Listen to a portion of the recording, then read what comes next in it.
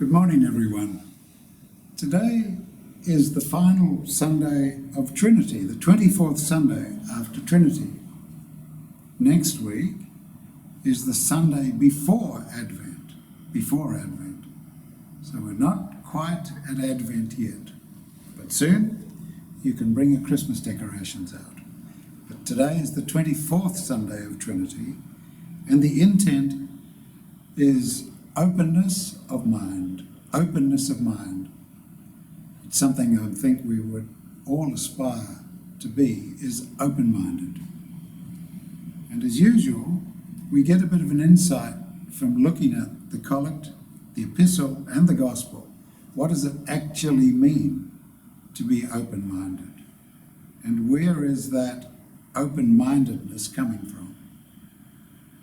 All the intents of Trinity, all 24 of them, are building blocks, preparing us to receive the full effect, what it says in the Bible, the full glory, the full effect of major festivals. The next major festival, as I'm sure you're aware, is Christmas.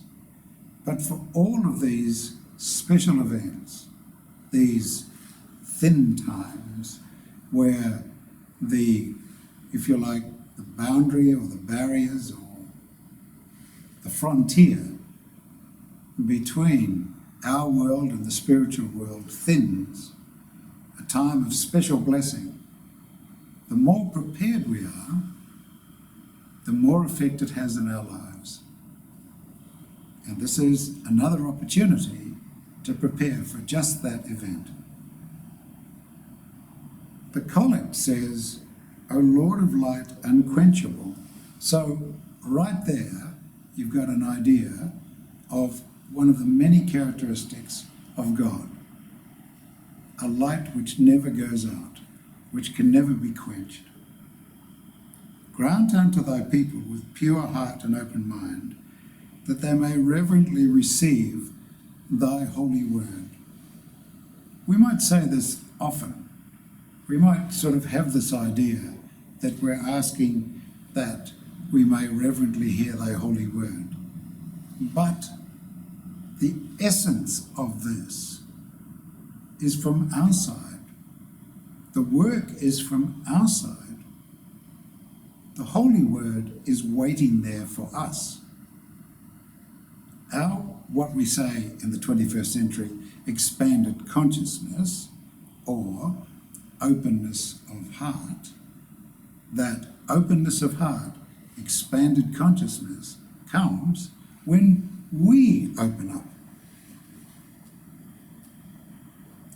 So the collect goes on, that they may reverently receive thy holy word, in other words, be aware of it, there all the time, truly serving thee in holiness and righteousness. Once we're in alignment, once we have an inkling, as we say, once we hear the word, once it becomes a little bit real in our life, and every day, as we listen more and more for it, becomes more and more tangible, more and more real, we can act on it with greater confidence. As that goes on, as the collect says, serving thee in holiness and righteousness all the days of their life, all the days of our life. In other words, we're attempting, we're aspiring, we're working towards putting ourselves into that state so that whatever we do, whatever we participate in, whatever we take part in, whatever we plan, is in alignment and has holiness and righteousness in it, in the core of it, at the base of it, right from the very beginning. In the epistle which Kathy read this morning, St. Paul talking to the Ephesians. St. Paul, you recall, has been through a traumatic experience early on. He didn't used to be called Paul all his life, he was called Saul originally.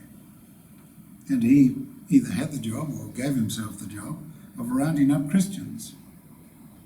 So he's gone from rounding up Christians and, as we say, persecuting them, going through this incredible traumatic experience where he was blind for a period, and then he saw Christ in a vision, and Christ spoke to him directly. This is an enormous opening of the heart experience, very dramatic, very powerful, quite difficult to deal with for him, suddenly realizing he just has to turn 180 degrees. This is what he was doing was fundamentally wrong. So he writes, these words I'll say next, from that experience. So he writes, "For this cause I bow my knees unto the Father of our Lord Jesus Christ, of whom the whole family in heaven and earth is named." What does that mean? He says, if you trace back far enough, through all your relatives, right all the way back, you will see, if you just think about it for a little bit, you come from the Father originally. And he's saying, I acknowledge this publicly. I'm aware of this, he's saying. I always think about this. And then he says, all of you have to wake up because you are granted riches in, really without asking for them. They are there all the time. Your natural abilities. The Father knows what you require. Christ knows what you require. Even if you stumble about and sort of ask for it in a funny sort of a way. They both know, both aspects of the Trinity know what you need and what you want. And is it appropriate now for you to receive them? So St. Paul talks about being rooted and grounded in love, being able to comprehend with all the saints what is the breadth and length and depth of God's love. This is a process of quiet appreciation. This is not contemplation in a noisy place or in a disturbed place or when you're in a disturbed state of mind. This is something that you should do every day. Just pause for a moment. Mornings are best. When you wake up early in the morning, just try and recall what is the length and breadth and depth of God's love, of Christ's love in my life. As your grandmother says, recall your blessings.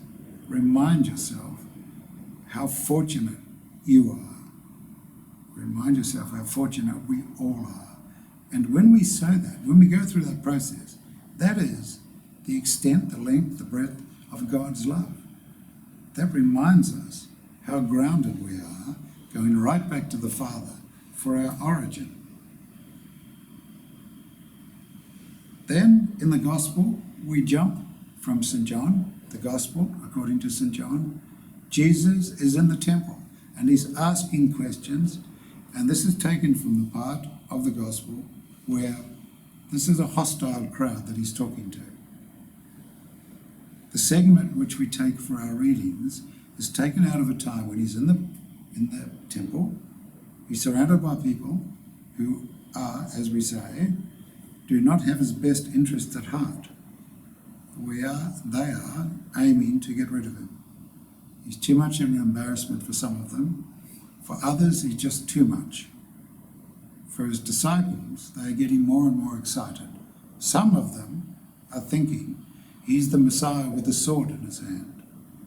Some of them are thinking that he's the anointed one and this is the Christ. Everybody is affected by his words. Everybody's stirred up and they look to him for more signs and wonders. And he starts this reading reminding everybody where his words are coming from. And Jesus said, "My doctrine is not mine, but his that sent me." Always Jesus reminds the listeners, he is acting on his Father's behalf. And that people who do his words, that is Jesus' words, automatically do the work of the Father.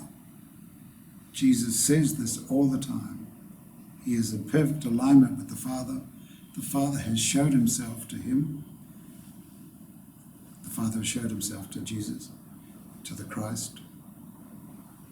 If, he's saying, the Christ is saying, if you listen to what I say, if you put it into practice, most important, That's what we were talking about last Sunday.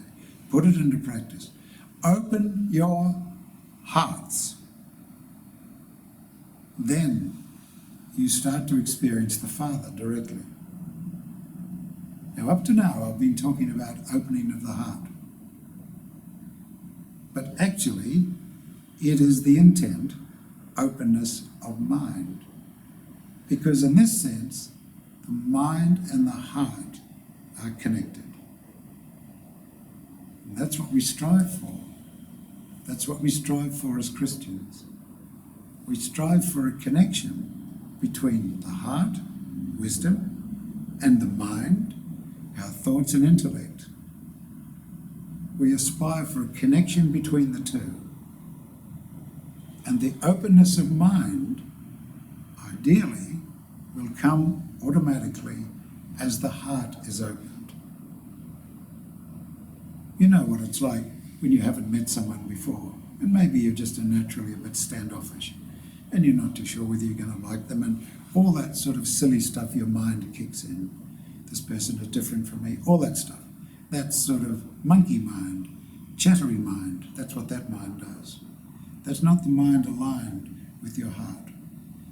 But then say you've just met a person and then you're driving home and your car suddenly runs out of petrol. You've forgotten to see it hasn't got any petrol in it. And you look up in the rear vision mirror and you see that that person you just met before has stopped right behind you.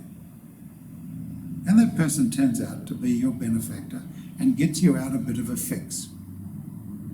If you could look at your mind, chattering away, deciding whether you like that person or not, and then look at your mind when that person came to your aid and helped you out of a sticky spot, and you're so grateful, and you really like that person, you can see what a fickle thing the mind is at that level. But the mind connected to the openness of the heart, connected to the will of God and the love of Christ, that's what we're aspiring to. So think on this during the week. The last intent for the season of Trinity. The lessons don't stop if we're attempting to put them into practice, if we're working with them every day. Be gentle with yourself and be gentle with others, and aspire to the openness of heart leading to the openness of mind.